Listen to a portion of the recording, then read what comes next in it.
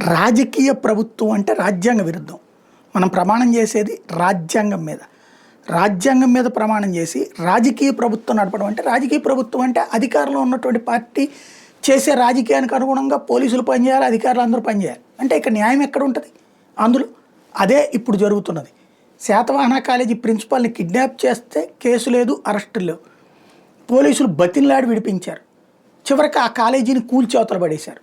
ఇప్పటికీ వేధిస్తున్నారంటూ ప్రిన్సిపల్ ఏకంగా లక్షల మందికి పాఠాలు చెప్పే మాస్టారు చివరికి బతిన్లాడుకోవాల్సిన పరిస్థితి, మీడియా ముందుకు రావాల్సిన పరిస్థితి.